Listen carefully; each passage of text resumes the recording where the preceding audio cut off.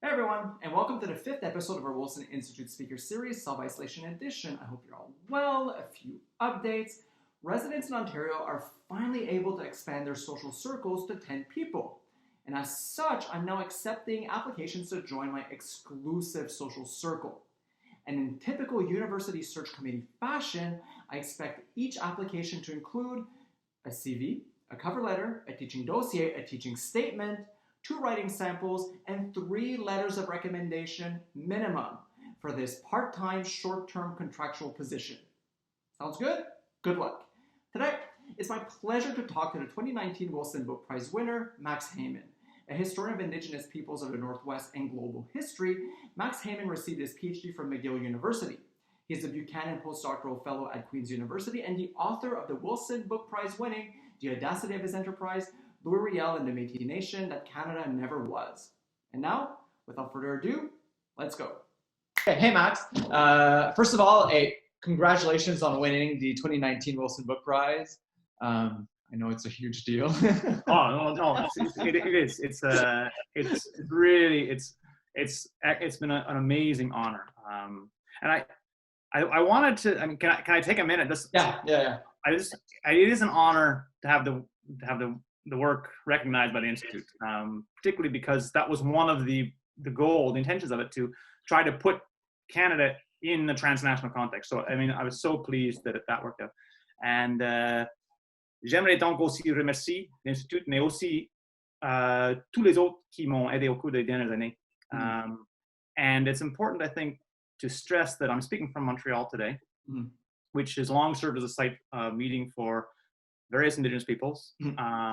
It's traditional territory of Anishinaabe and the Haudenosaunee. But the research itself was carried out in Ottawa and Quebec, Algonquin and Huron-Wendat territory, also Winnipeg, Treaty 1 territory, the homeland of the Métis Nation. But also the research expanded beyond that to the territories of the Cree, the Dakota, Lakota, what is known as Manitoba, Minnesota, and North Dakota. So all of that, I think, goes into the work. And I hope that this book honors them in their memory. The archives are left largely by colonizers, but throughout all that, I've been trying to look for Indigenous voices. And so I really hope that what the Institute has done here has done a service to their voice, and that the book speaks to that. So I really have to say thank you very much for this. It's a huge honor. It was absolute phenomenal. Yeah, and I mean, every year, like I say, like it's always a tight, competition between our nominees, and the Wilson Associates vote for it, and again, this year was extremely tight as well. But everyone had really amazing things to say about your book, and yeah, it was a pleasure to read. But how have you been? I mean, it seems like forever since we've seen each other first at YASHIF, and then we saw each other for Alan Greer's Before Canada conference. That's right. I mean, everything has changed since. We're now, indoors. So how have you been? Good. Trying to enjoy the pleasant weather as much as possible. Keep my mind off other more dire things. Not getting as much work done as I'd like to, but it's a good spot to be. So yeah. Yeah. So we're here today to talk about your Wilson book, your book prize winning book, and so generally speaking, your book revisits Louis Riel, the Red River Resistance, and the Northwest Resistance, arguing that Riel and his allies played a major role in state making. Can you tell us a little bit more about your book and really what you were trying to achieve? So yeah, the Louis Riel is perhaps one of the best known figures in Canadian history. I mean, I think you've got to that point, but he's known as the leader of the armed resistance of the Canadian state, 1869, Red River, Manitoba. He's also known for the Northwest Rebellion, 1885, which ultimately led to his execution. Perhaps I think it's one of Canada's most famous public executions, really. So what the book, The Audacity of His Enterprise, tries to do is to revisit some of that traditional narrative, to push back against the narrative of the revolutionary, to push back also against the narrative of the madman, which has been left over from a number of other previous biographers, and to kind of situate Riel in the worlds in which he lives, to show that he fits in. And so what I try to stress with that title, The Audacity of His Enterprise, is there's a moment of daring where he sees a vision, or he sees a possibility of something, which is not so revolutionary, but it fits, it makes sense at the time.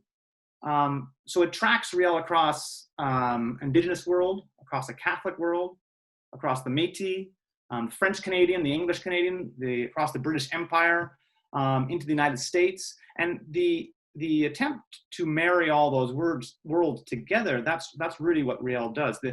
The dissertation title was The Many Worlds of Louis Riel. Mm-hmm. Mm-hmm. And so that's kind of what I was trying to do with the book, is to build on the dissertation, which brings all these worlds together, and show what Riel does with it. The thing I want to stress with that is there's been this kind of attitude that the Métis are people who are caught in between worlds, or in between the indigenous, in between the, and I think what the book really shows is Riel's not caught in between. He's actually merged and made a new world. This is the new nation, the making of something new, and that's the audacity, I think, really. So that's kind of what the book is trying to do. Yeah, and I mean, that's one of the things that we really loved about your book, right? Is like you really embrace this transnational approach, and obviously at the Wilson Institute, that's our calling card, is transnational history, and you really seek to understand the impacts of the many worlds of Riel, the American, the British, Indigenous, French Canadian, and how it shaped his life and his perspective. So can you tell us a little bit more about your transnational approach, and really why you think it's really important when studying Riel? So I guess there's like I said, there's a couple of key worlds here, and part of that is out of his family in Red River. There's also his schooling in Montreal. There's that really important role that the Catholic Sulpicians play in forming this political, cultural subject that Riel becomes, even while Riel is also reflecting on him being a Métis individual raised by a family out of Red River. But then how he comes into this revolutionary context in the Northwest, and what he makes, how he can make any sense of what Canada's trying to do with the North, what the Northwest Territories are, and responding to that. So I guess it's moving between Red River to Montreal, back to Red River, and then later on back again to Quebec. So Riel is a figure who invites that kind of a story. I don't think you can tell his story without having a multiple region, multiple worlds context, and that was really a big part of my attraction to the subject. If you want to tell the story of somebody like Riel, someone who's extremely mobile, you need to have this kind of a focus. Initially, when I came to the topic, I was always interested in the Atlantic revolutions. When I was the story of Riel came to me when I was teaching a history of global revolution at the University of Prince Edward Island years ago, and I thought, I'll put in some Canadian content. And that content, I was kind of like, okay, well, I'll do the Upper and Lower Canadian Rebellion. I thought that's obvious, and that was interesting. But I thought, well, what else is going on in Canada? How would I think about the rebellions, the revolutions in the Atlantic world taking place in Canada? And the story of 1869 popped up. And the more I began to look at it, the more it didn't make sense, or it offered some very strong dissonances. And so that became the fissure in which I began to explore Canadian history and say, if you really want to understand what this idea or this thing that we talk about as being Canada, this political subject, this cultural concept of Canada, Riel is a really good way of cracking it open and seeing what are the fault lines, what are the problems that compose it. And so I think it's a very useful way of looking at history through a transnational framework, and disaggregating the big picture to take apart that national history. I think that's,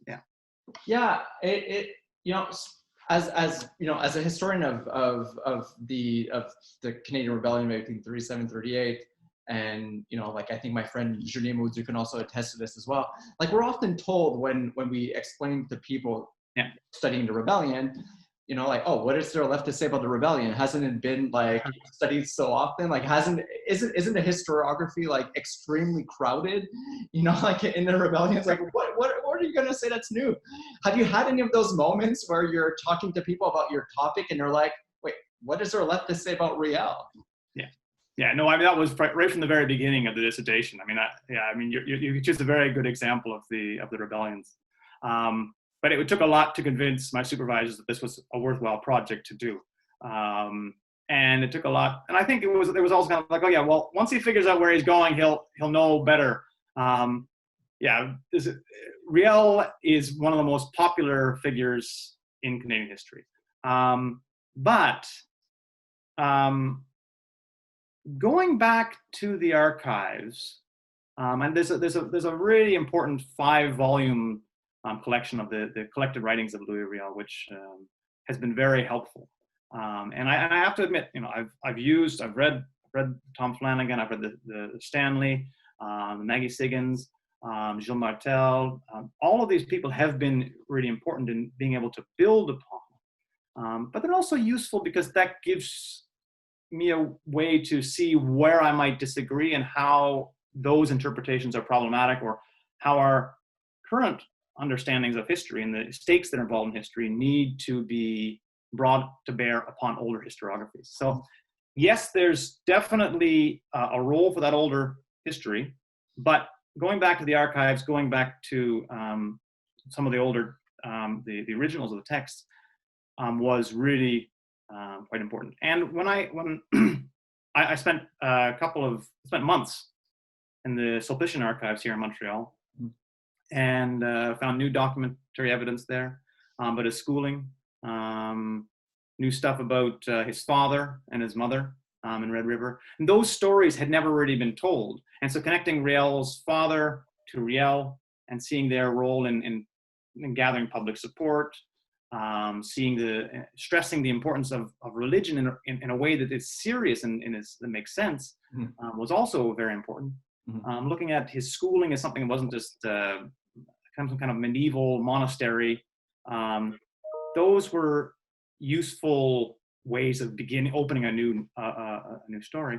And then when you start looking at Riel's engagement with the Quebec political elite, I think it really helps to emphasize that, to really understand what Riel is capable of doing, and to the remarkable story that we can tell with his life.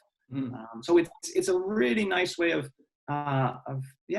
adding a whole bunch more, but also redirecting the narrative at the same time.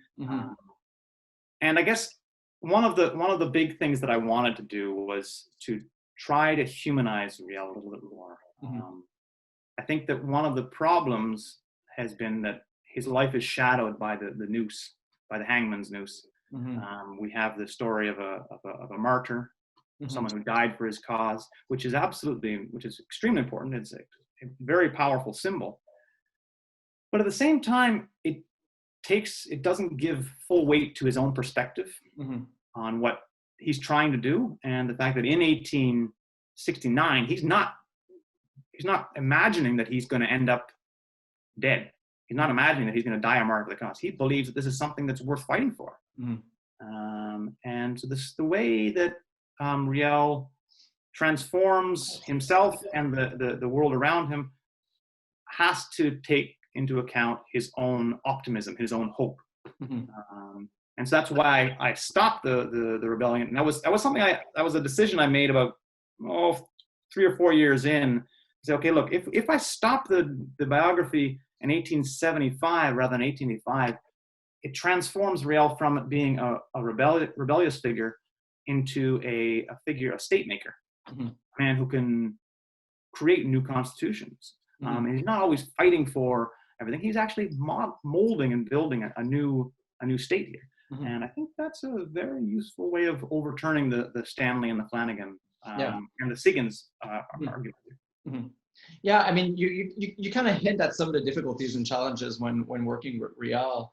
Did you have any others? I mean, it's Yeah. working, as I said, like working on the rebellion, it's always tricky to work on these individuals who are on the one side hated by a population, and then on the other side, like adored by a population. So it always makes for Yeah. interesting and sometimes challenging sources to work with. I mean, certainly the plethora of work on Unreal is part of it. But I think this is probably something you're also faced with, and well, in terms of doing histories that cross borders, is that suddenly you start bumping into bigger and bigger historiographical traditions. Mm-hmm. So not only do you have to deal with Canadian history, you have to deal with American history. Not only do you have to deal with history of French Canada, you also deal with the Upper Canada. So, and that's just, like, suddenly I started realizing, okay, I've got to know the history of Quebec. I've got to know the history of the Métis. I've got to know the history of the United States. And having to master, and this is probably the weakest part, is mastering historiographical tradition is very challenging. Mm-hmm. And I think that's one of the great fears of doing transnational history, of bringing all those different voices and arguments and traditions together. Yeah, that was the kind of the biggest challenge for me. Mm-hmm. Saying, yeah, and I mean, as someone who does transnational history, I 100% understand what you're saying, and it's also really difficult on a job market, right? And I think it's something that, like, we don't often talk about is, like, if you apply for jobs in, if you apply for jobs in the US, you're too Canadian, but then if you apply for jobs in Canada, you're too American, right? Like, and Christine Alexander, who's, one of our favorites at the Wilson Institute, she gave a talk specifically on that at the Institute, discussing her own, like, experiences on the job market as a transnational historian. People being like, wait a minute, like, how is this Canadian? And I think these are conversations that we have to have, like, it's, transnational history in Canada has made advances, but you can still see how tricky it is, like, isn't the CHA book prize, you have to be 50% Canadian to be considered for the book prize, which again, like, like, in this world where we're studying, especially, when you're doing, like when you're looking at North America or the Atlantic world, that 50% doesn't always get, like, you don't always reach it, but does that mean it's not Canadian? So, yeah. Well, I think a big part of that is, like, audience. Yeah. Who are you going to teach to? Who's going to read you? What's going to fund you? All those things. Yeah. And, to some extent, the research is pushing new boundaries. I mean, we see that in Métis scholarship, people working on the borderlands. Mm-hmm. They're needing to go into Minnesota and North Dakota and into Calgary and into Winnipeg. And that kind of work where you're doing transnational history takes a different funding structure, takes a different audience, takes a different medium where you can publish your stuff. Mm-hmm. And I think that's changing. There's more of it, and people are quite excited. But it's, how do you bridge those things? How do you say, well, what interests me is the way in which Quebec shows up in the Northwest. What interests me is the way that the Métis actually influence Quebec history. Like, those kinds of they don't fit easily into departments. They don't fit easily into other books. But they're cool. They're interesting. Yeah, it's amazing. It's just it's. I remember when I first started working on the rebellion and the South, right? Like the southern states, like Virginia and Georgia, and like the Carolinas. And like, I kind of expected to find some references to the rebellion, but not a ton. But I was still, like, very, very intrigued by, these connections to, like, slavery and abolitionism, and man, the surprise I got when I first started looking at, like, newspapers from the Carolinas and Virginia, and it is littered with like references to Canada and references to the rebellion. Like, you just, like, all the way down to Louisiana.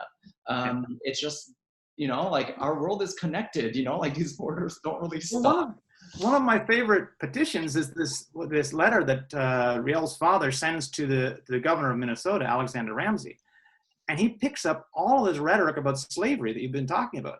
And for him, Canada doesn't really come into the it's the Hudson's Bay Company, and it's this discussion of slavery and liberation that the American governor can present him. And knowing, I mean, I started looking, saying, oh, geez, I need to know more about what's going on between Democrats and Republicans, slave state, free states, in order to understand what the heck the Métis are doing in their appeals to a Minnesota governor. But if you don't make those connections, you won't understand really the intentions behind those kinds of decisions. So, I mean, the links are surprising, but if you don't tease out those threads, I think you're missing a big part of the story. And that's the beauty of transnational history, right? Is you see so many connections and links and ways that like our histories and our, you know, like our world is connected, that it makes for just unbelievable history. And just, you know, if we can go back to the character of Louis Riel, you know, you did mention how he's, you know, one of the most well-known Canadian figures. So how do you hope your book changes public perceptions about Louis Riel? Like, I know it's a hard. It is a tough question. I've been thinking about that a lot, and I mean, I think one of the most important things that I'd like to say that is that I hope that the book shows is a Riel that is. He's not primarily a rebel. He's not primarily somebody who's resisting against things. He's in favor of a lot of things. He's really pushing for a particular change and a transformation of how Canada should be put together. So rather than focusing on, you know, the rough and tumble Métis on the barricades or the striking boatmen, Riel on the steps of the church, speaking in a public audience, standing on a platform with Donald Smith, the representative of the HBC, saying, this is what the rights of the Métis are, this is what we do. The newspaper writer that Louis Riel is, the man who engages in the public sphere to challenge and transform what the public conversation is about Confederation. Those are the things that he does. He actually is able to communicate and to teach people what the political stakes are. And then when he goes to Quebec, it's amazing the links and the connections he's able to make. So Riel makes sense in his worlds rather than being a madman who gets locked away in an asylum, rather than being someone who is put up on a gallows and vilified.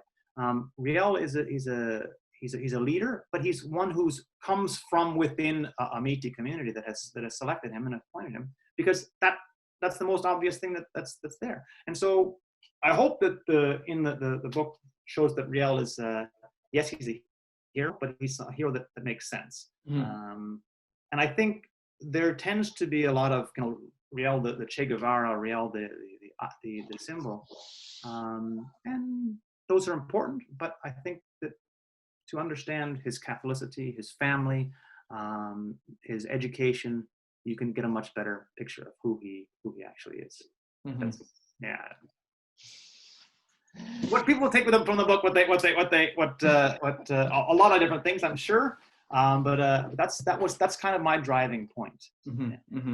I mean, that's one of the reasons why we shortlisted your book, and I think that's one of the reasons why the associates voted for it as the winning book. It's okay. I mean, you don't leave a stone unturned, right? I mean, it is such it's such a complete overview and study of this individual, but also the period and the world that he comes from. It's I mean, I can't believe this is your PhD dissertation.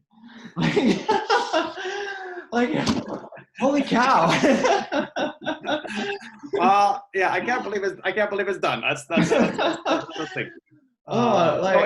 That's one of the challenges, one of the choices that I had to make is it a biography or is it a story of the worlds around him? And I remember when I read a whole bunch of biographies when I was preparing it. I remember reading one about describing, you don't describe the figure itself, but you describe the donut, the worlds around him. And I borrowed some of that idea to say, okay, and there's four sections of the book. Really, there's a section on the family, a section on his schooling, a section on the Red River section on the political network in Quebec. Each one of them has a chapter which just describes the context and moves very much away from Riel. So it's not a classic biography in that sense. It tries to say, well, let's look at the broader social forces. And I think that was the right choice to make, because you otherwise you make too much of Riel himself, and you need to see him in the context of what he is. And so just to end our conversation, so what's next for you? I know you're doing a postdoc right now at Queen's with Jeff McNair. But is there anything in the pipeline we can look forward to? Any future projects? I know that, quarantining has slowed down all of our productivity and all of our research. We had all of these big goals, and we were all going to present amazing papers at the CHA. And in a case of dream, how I can dream about this. But is there anything we can look forward to? Maybe not in the next couple of months, but say. Well, I hope there's something coming through that.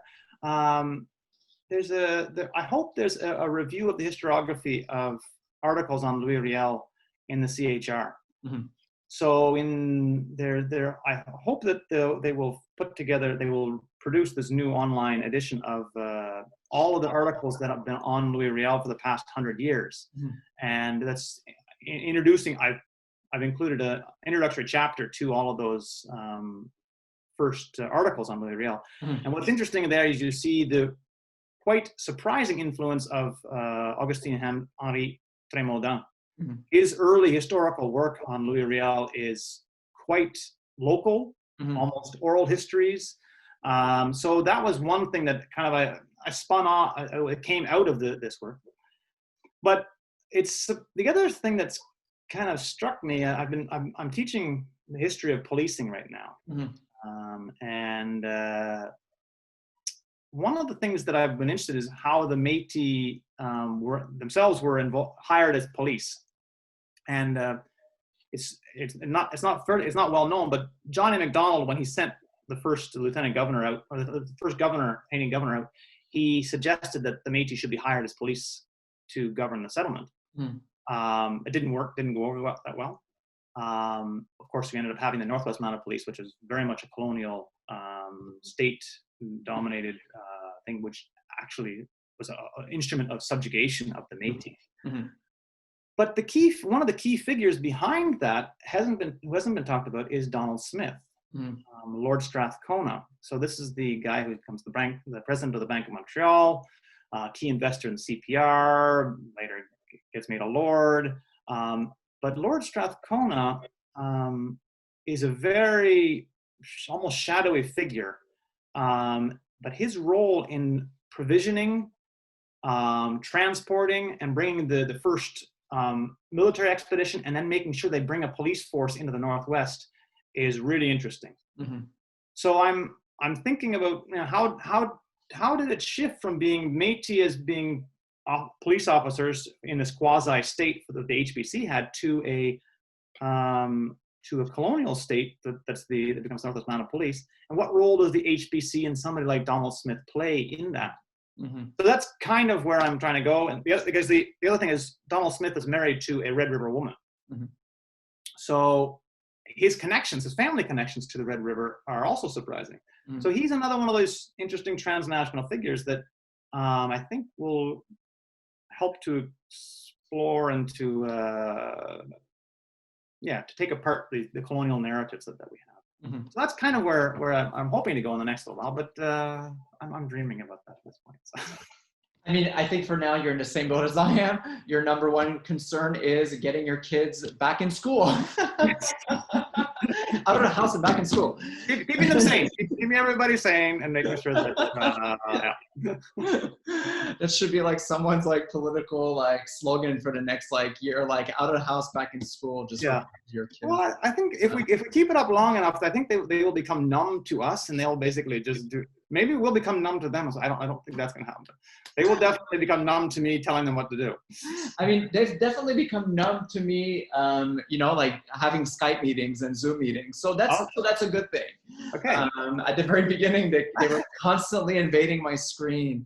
And every time they would like see me sitting here talking to a camera or my computer or whatever, they would basically they just have to come in. It was like, like this, they were moths. This is the show. Yeah, exactly. Yeah. But yeah, thanks for coming today and talking to us. And it's always great to see you. I mean, we run into each other so often at conferences and around like Montreal and the circuit. So it's nice to see you, and I hope you're doing well. Yeah, my huge pleasure. Thank you very much for organizing this, Max. And it's not often I get to speak to another Dr. Max. It's been very nice, and I'm quite honored by the prize, and such a great thing to be able to come and talk about the book with. Awesome. All right, I'll see you later. Thank you very much.